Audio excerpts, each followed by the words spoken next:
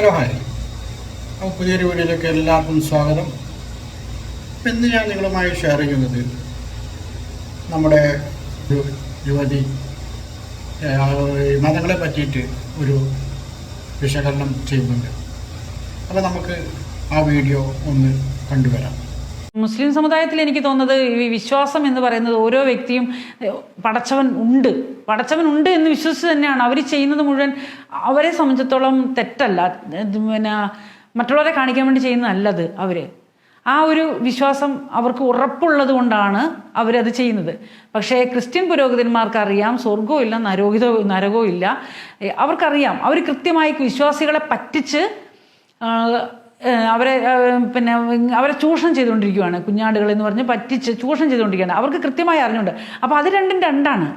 മറ്റേതെന്ന് പറയുന്നത് വിശ്വാസം ഉള്ളത് കൊണ്ട് തന്നെയാണ് അവർ ചെയ്യുന്നത്. അവർ വിചാരിക്കുന്നില്ല ഒരിക്കലും പടച്ചവൻ ഇല്ല, സ്വർഗവും ഇല്ല നരകവും ഇല്ല, എന്നാൽ ഇവരെ ഇങ്ങനെ ഈ വിശ്വാസികളെ പറ്റിച്ചേക്കാമെന്ന് വിചാരിച്ചിട്ടല്ല അവർ ചെയ്യുന്നത്. അവരത് വിശ്വാസത്തോടു കൂടി ഇപ്പോൾ ആ മതത്തിലെ തലവൻ പോലും അതിന് മതത്തിലെ ഏറ്റവും വലിയ അല്ലെങ്കിൽ ഉസ്താദ് അതിന് മുകളിലെ തലവൻ പൂർണ്ണമായിട്ട് വിശ്വസിച്ചുകൊണ്ടാണ് അവർ ചെയ്യുന്നത്. പക്ഷെ ക്രിസ്ത്യൻ പുരോഹിതന്മാർ അങ്ങനെയല്ല.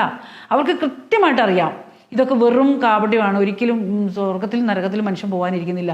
അങ്ങനെ അറിഞ്ഞുകൊണ്ടാണ് അവർ ചെയ്യുന്നത്. അതാണ് ഞാൻ ഏറ്റവും കൂടുതൽ ഇവരെ വിമർശിക്കാൻ കാരണം. പിന്നെ ഞാൻ കുറച്ചു കാലമായാലും വേദപാഠത്തിന് പോയിട്ടുണ്ട്, കുറേ ബൈബിൾ വായിച്ചിട്ടുണ്ട്. അതുകൊണ്ട് കൃത്യമായിട്ട് ക്രിസ്തു മതത്തെ പറ്റി എനിക്കറിയാം. അതുകൊണ്ടാണ് ക്രിസ്തു മതത്തെ ധൈര്യപൂർവ്വം വിമർശിക്കാമെന്ന് ഞാൻ മനസ്സിലാക്കിയിട്ടുള്ളത്. കാരണം അറിയാവുന്ന ഒരു വിഷയമാണല്ലോ. ഏറ്റവും അറിയപ്പെടുന്ന ഒരു കൃഷിയായിരുന്നു. ആ പുള്ളിക്കാരനെയും വെറുതെ വിട്ടിട്ടില്ല. ഫ്രാങ്കോ മുളയ്ക്കൽ എന്ന് പറയുന്ന ഒരു പുരോഹിതനെ വെറുതെ വിട്ടിട്ടില്ല. എന്നിട്ടും കന്യാസ്ത്രീകളായിട്ട് പെൺകുട്ടികളെ അവിടേക്ക് അയക്കുന്ന ഒരു പ്രവണതയുണ്ട്. കുറെയൊക്കെ മാറ്റം വന്നിട്ടുണ്ടെന്ന് തോന്നുന്നു. അതിനെയൊക്കെ എതിർത്തിട്ടുണ്ട് എന്ന് തോന്നുന്നു സ്വയം അല്ലേ? ഉണ്ട്. ഞാൻ ഒരുപാട് അതിനെപ്പറ്റി എഴുതിയിട്ടുണ്ട്. ഞാൻ അവരെ ട്രോളാറുള്ളത് അവരെയാണ്. പിന്നെ ഫ്രാങ്കോയെ ഈ അടുത്ത് ഫ്രാങ്കോ സെനക്കിൾ 2024 എന്ന് പറഞ്ഞൊരു പരിപാടി വെച്ചു. കുടുംബവിശുദ്ധിയെപ്പറ്റി പ്രസംഗിക്കാൻ വരുന്നത് ഫ്രാങ്കോ എത്രമാത്രം ഒരു വൈരുദ്ധ്യമാണെന്ന് ആലോചിച്ച് നോക്കിയാൽ, അതിൽ വിരോധാഭാസമാണെന്ന് നോക്കിയാൽ. കുടുംബവിശുദ്ധിയെപ്പറ്റി ആ പുള്ളി പറയുന്നത് എന്താണെന്ന് വെച്ചാൽ, പുള്ളി കുറവിലങ്ങാട് വന്ന് താമസിക്കുന്നത് പുള്ളിയുടെ പ്രോപ്പർട്ടിയാണ്. എൻ്റെ പ്രോപ്പർട്ടിയിൽ ഞാനല്ലാതെ പിന്നെ ആരാ താമസിക്കുക എന്നാണ് ചോദിക്കുന്നത്. ഇത് ലീസിന് കൊടുത്തതാണ്, കന്യാസ്ത്രീകൾക്ക് ലീസിന് കൊടുത്തതാണ്. അപ്പോൾ ഞാൻ അവിടെ വന്ന് താമസിക്കാം, എനിക്കത് എഴുതി വെച്ചിട്ടുണ്ട്. എൻ്റെ പ്രോപ്പർട്ടി ഞാൻ താമസിക്കുക, അത് ചോദിക്കാൻ നിങ്ങളാരാണെന്ന് ചോദിക്കുന്നത്. അപ്പോഴും ധാർഷ്ട്യത്തോടു കൂടിയാണ് അയാൾ വരുന്നത്. കാരണം കേസിൽ അയാൾ ജയിക്കുകയൊക്കെ ചെയ്തതോടുകൂടി അയാളുടെ ധാർഷ്ട്യം കൂടുതലായി. അപ്പോൾ അതുകൊണ്ട് ഞാൻ തോറ്റിട്ടില്ല, ഇനിയും ഞാൻ തോക്കില്ല. കാരണം അയാളുടെ പൂത്ത പണമുണ്ട് ഫ്രാങ്കോയുടെ കയ്യിൽ. ഫ്രാങ്കോയെ പറ്റി ഇനിയും എഴുതാൻ വേണമെങ്കിൽ ഉണ്ട്, ഒരുപാട് എഴുതാൻ വേണമെങ്കിൽ ഉണ്ട്. പിന്നെ ഞാൻ അത്രയൊന്നും അങ്ങനെ എഴുതി അതിലേക്ക് പോയില്ല. എന്നിട്ട് ഈ പറയുന്ന പോലെ കുടുംബങ്ങളല്ലേ, ഈ കുടുംബത്തെ ഒക്കെ കൂട്ടി അവർക്ക് വേണ്ടിയിട്ട് ക്ലാസ് എടുക്കുന്ന ഒരു മനുഷ്യന്റെ അടുത്തേക്ക് ഈ കുടുംബങ്ങൾ ഇപ്പോഴും പോകുന്നുണ്ട്. അപ്പൊ എവിടെയാണ് കുഴപ്പം എന്നുള്ളതെന്ന് ചോദിച്ചിട്ടുണ്ടെങ്കിൽ, ആളുകൾക്ക് ഇപ്പോഴും സ്വതന്ത്രരായിട്ട് ജീവിക്കാൻ ധൈര്യമില്ല.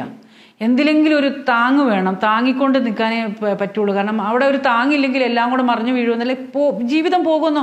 കാരണം സ്വർഗമുണ്ട്, എന്നെ സ്വർഗത്തിൽ കയറ്റിയില്ലെങ്കിൽ അതിൻ്റെ ഇടയ്ക്കുള്ള സ്ഥലത്തിലെങ്കിലും എന്നെ ഒന്ന് നിർത്തുക. അതിനൊരു പേരുണ്ടല്ലോ, പിന്നെ ഇടയ്ക്ക് വെച്ച് നിർത്തുന്ന സ്വർഗത്തിൻ്റെ പേര് ഞാൻ മറന്നുപോയി. അപ്പോൾ അത് അവിടെയെങ്കിലും എന്നെ ഒന്ന് എത്തിക്കണമെങ്കിൽ ഞാൻ പിന്നെ നല്ലവളായി അല്ലെങ്കിൽ നല്ലവനായി ജീവിച്ചേ പറ്റുള്ളൂ എന്നുള്ള ഒരു കാരണം ഒന്ന്. രണ്ടാമത്തെ കാര്യം, സ്ത്രീകളാണ് കൂടുതൽ പള്ളിയിൽ പോകുന്നത് എന്ന് മനസ്സിലായില്ലേ. ഇപ്പോൾ അച്ഛന്മാരെയൊക്കെ വിശ്വസിക്കുന്നതും അച്ഛന്മാരെ സ്നേഹിക്കുന്നതും കൂടുതലാണ്. അവരെ സംബന്ധിച്ചിടത്തോളം അവരുടെ വീട്ടിലത്തെ ഒരു സാഹചര്യം കൂടി, സ്ത്രീകൾക്ക് രാവിലെ ഒന്ന് പള്ളിയിൽ പോകാനുള്ളത് ഒരു സ്വാതന്ത്ര്യം, ആ സ്വാതന്ത്ര്യം അവർ വിനിയോഗിക്കുക. കാരണം അവിടെ മാത്രം ചോദ്യം വരില്ല, കാരണം നീ എന്തിനാ പള്ളിയിൽ പോകുന്നതിന് ചോദ്യം വരില്ല. ആ സമയത്ത് ഞാനൊരു ബോധവൽക്കരണ ക്ലാസ്സിന്, ഇപ്പോൾ പഞ്ചായത്ത് നടത്തുന്ന ഒരു ബോധവൽക്കരണ ക്ലാസ്സിന് ഞാൻ പോവുകയാണെങ്കിൽ, അവരിവിടെ ബോധവൽക്കരണം അതിൻ്റെ ഒന്നും ആവശ്യമില്ല, നീ പോകണ്ടെന്ന് പറയും. സമയത്ത് പള്ളിയിൽ കുർബാനയ്ക്ക് പോകാനായിട്ട് ഭർത്താവിനോട് ചോദിക്കണം, രാവിലെ ഒരുങ്ങി പോയാൽ മതി ഭാര്യയ്ക്ക്, ഞാൻ പള്ളിയിൽ പോകാമെന്ന് പറയാം. മറ്റേത് ഞാൻ പൊയ്ക്കോട്ടെ എന്ന് ചോദിക്കണം.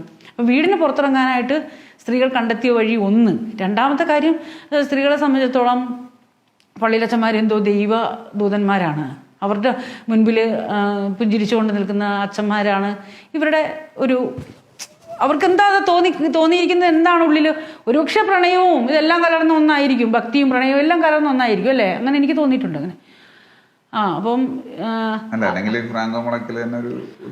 ഫ്രാങ്കോ മുളയ്ക്കൽ എന്താ ഭക്തിയും കാമവും ചേർന്നൊരു ഉദാഹരണമാണ്. അത് മറ്റേ ജോൺസൺ എഴുതിയുടെ പുസ്തകത്തിൽ എഴുതിയിരിക്കുന്ന പോലെ രണ്ടും കൂടി ചേരുന്നത് ഒരു ഇതാണ്. അതിപ്പം പറഞ്ഞു കഴിഞ്ഞിട്ടുണ്ടെങ്കിൽ അവർക്ക് പിടിക്കില്ല. ഉണ്ടാവും അല്പം പ്രണയവും ഭക്തിയും ചേർന്നൊന്ന് ദൈവദൂതനെ പോലെ നിൽക്കുന്ന അച്ഛനാണ് സ്ത്രീകൾ. അതുകൊണ്ട് സ്ത്രീകളാണ് കൂടുതൽ ഇതിനെ 2 തരത്തിലാണ്. സ്ത്രീകൾ പോകുന്നതിനെ ആരും എതിർക്കുന്നില്ല എന്നുള്ളതൊന്ന്.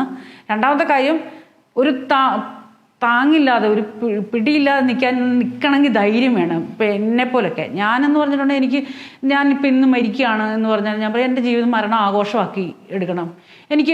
ഞാൻ ചിലപ്പം ഐസിയുവിലായിരിക്കും. ഐസിയുവിലിരിക്കുമ്പോൾ നിങ്ങളെല്ലാം എൻ്റെ മുമ്പിൽ ചിരിച്ചുകൊണ്ട് നിൽക്കണം, കരയരുത്. എനിക്കിഷ്ടപ്പെട്ട മദ്യം എന്താണോ ഒരു കുറച്ച്, ചിലപ്പോൾ ഞാൻ അതോടുകൂടി മരിച്ചു പോയേക്കാം, എന്നാലും എനിക്കിഷ്ടപ്പെട്ട മദ്യം കുറച്ചൊഴിച്ച് വെള്ളം ഒഴിച്ച് ഇച്ചിരി ടച്ചിങ്സ് തരണം എനിക്ക്. ഞാൻ മദ്യപിക്കും. എന്ന് വെച്ചാൽ മദ്യപാനം അങ്ങനെ ഭയങ്കര കൂടുതലായിട്ടൊന്നുമില്ല, കുറവാണ്. മദ്യം ആരോഗ്യത്തിന് ഹാനികരമാണെന്നുള്ള അഭിപ്രായവുമാണ്. അതിനെ നല്ലതാണെന്ന് എനിക്ക് അഭിപ്രായമില്ല. അപ്പോൾ സ്ത്രീകൾ മദ്യപിക്കുമ്പോൾ സ്ത്രീകൾ കൂടുതൽ അഹങ്കാരികളായിട്ടാണ് മുദ്രകുത്തപ്പെടുന്നത്. അത് അഹങ്കാരം പുരുഷന്മാർക്ക് ഇല്ല, അഹങ്കാരികളായിട്ട് സമൂഹം മുദ്രകുത്തപ്പെടുന്നത്. അത് ശരിയാണ്. മദ്യപിക്കുന്ന സ്ത്രീകൾ അഹങ്കാരികളാണ്, അല്ലെങ്കിൽ പോക്കാണ്, ഒന്നിനും കൊള്ളാത്ത പെണ്ണുങ്ങളാണ് അവർ എന്ന് പറയുന്നത് എന്താ ഇപ്പം അവരെ വെടികളെന്നോ വേശികളെന്നോ. ഞാൻ പറയുന്നത് എന്നാന്ന് വെച്ചാൽ എന്നെ ഏറ്റവും മോശം സ്ത്രീയായിട്ട് ചിത്രീകരിച്ചോളൂ, എനിക്ക് ഒരു കുഴപ്പമില്ല. കാരണം ഞാൻ മുഴുവൻ വെള്ളത്തിൽ മുങ്ങി. ഇനി അങ്ങോട്ട് എനിക്കിനി മുങ്ങാനൊന്നുമില്ല. മുങ്ങി തോർന്നവളാണ് ഞാൻ. ഇനി എന്നെ എന്ത് പറഞ്ഞാൽ, അല്ലെങ്കിൽ എൻ്റെ ദേഹം മുഴുവൻ കരി ആരി ഞാൻ തന്നെ തേച്ചു. ഇനി എന്നെ കരി തേച്ച് കാണിക്കാൻ ആർക്കും പറ്റൂല എൻ്റെ ദേഹത്ത്. അപ്പോൾ അതുകൊണ്ട് ഇതൊന്നും എന്നെ ബാധിക്കുന്നില്ല. അപ്പോൾ അതുകൊണ്ട് ഞാൻ പറയുന്നത് എന്താണെന്ന് വെച്ചിട്ടുണ്ടെങ്കിൽ, ഞാൻ പറഞ്ഞു വന്ന വിഷയം എന്താണെന്ന് വെച്ചിട്ടുണ്ടെങ്കിൽ, മരണം എന്ന് പറയുന്നതിനെ ആഘോഷത്തോടു കൂടി കാണാൻ പറ്റില്ല. എത്ര പറഞ്ഞാലും മരണം എന്ന് പറയുന്നതിനെ പേടിയാണ് ഇവർക്ക്. അപ്പം മരണത്തെ പേടിക്കുന്നത്, മരിച്ചു കഴിഞ്ഞാൽ എവിടെ പോകും എന്നുള്ളത് പേടിക്കുന്നത്. നമ്മളെ സംബന്ധിച്ചിടത്തോളം നമുക്കറിയാം, മരിച്ചു കഴിഞ്ഞാൽ പിന്നെ ഒന്നുമില്ല അവിടെ, ശൂന്യമാണ്. എൻ്റെ ശരീരം ഭൂമിയിലോട്ട് ചേരുന്നതോടുകൂടി ഒന്നുകിൽ ഭൂമിയിലോട്ട് ചേർന്ന് എന്നെ പുല്ല് കിളുക്കുമായിരിക്കും, പറ്റുമെങ്കിൽ എൻ്റെ ശരീരം ഒരു തെങ്ങിൻ്റെ ചുവട്ടിൽ കുഴിച്ചിടുക, അതല്ലെങ്കിൽ സമൂഹത്തിന് ഉപകാരപ്പെടുന്ന എന്തെല്ലാം കാര്യങ്ങളും ചെയ്യാൻ പറ്റും. എൻ്റെ ശരീരത്തിലെ എടുക്കാൻ കൊള്ളാവുന്ന അത്രയും അവയവങ്ങൾ എടുത്ത് മറ്റുള്ളവർക്ക് കൊടുക്കുക, പിന്നെ ഒന്ന് മെഡിക്കൽ കോളേജിന് കൊടുക്കാം. ഇനി ഇതൊന്നും സാധിച്ചില്ലെങ്കിൽ എൻ്റെ പറമ്പിലെ തെങ്ങിൻ്റെ ചുവട്ടിൽ കുഴിച്ചിടുകയാണെങ്കിൽ അതിൽ നിന്നുണ്ടാവുന്ന തേങ്ങ എങ്കിലും ഉപകാരം ഉണ്ടാവുമല്ലോ, ഭൂമിക്ക് എന്തെങ്കിലും ഉപകാരം ഉണ്ടാവുമല്ലോ. അതേസമയത്ത് വെറുതെ കല്ലറയിൽ കുഴിച്ചിട്ടാൽ അവിടെ കിടന്ന് അത് ചീഞ്ഞു പോകില്ല എന്നല്ലാതെ ഒരു പുല്ല് പോലും കിളുക്കില്ല. അതിന് വേണ്ടിയിട്ട് ഒരു പുല്ല് പോലും വളം വലിച്ചെടുക്കില്ല. പക്ഷെ അതല്ലെങ്കിൽ ഒന്ന് ഓർത്ത് നോക്ക്, ഈ ചെടി ചീഞ്ഞ് പിന്നെ മറ്റൊരു ചെടിക്ക് വളമായി അതെന്തെങ്കിലും ഉപകാരപ്പെട്ടുകൊണ്ടേയിരിക്കും. ഈ പറയുന്ന ഇത്രയും ഒരു സമുദായത്തിനെയൊക്കെ ശക്തമായിട്ടുള്ളൊരു ഭാഷയിലൊക്കെ എതിർക്കുമ്പോൾ ഭീഷണിയൊന്നും ഉണ്ടായിട്ടില്ലേ സോയിക്ക്? ഞാൻ ജസ്റ്റ് ലൂസിയുടെ പരിപാടി നടത്തിയപ്പോൾ എന്നെ വിളിച്ച് ഒരുപാട് പേര് കൊല്ലുമെന്നൊക്കെ ഭീഷണിപ്പെടുത്തിയായിരുന്നു. അതല്ലാതെ ആർക്കും അങ്ങനത്തെ വലിയ ധൈര്യമൊന്നും ഇല്ല. ഇപ്പം ആരും എന്നെ അങ്ങനെ വിളിക്കാറൊന്നുമില്ല. എനിക്കങ്ങനെ അങ്ങനത്തെ ഭീഷണികളൊന്നുമില്ല. ഇപ്പോൾ നമ്മുടെ സഹോദരി പറഞ്ഞത് നിങ്ങളെല്ലാവരും കേട്ടല്ലോ.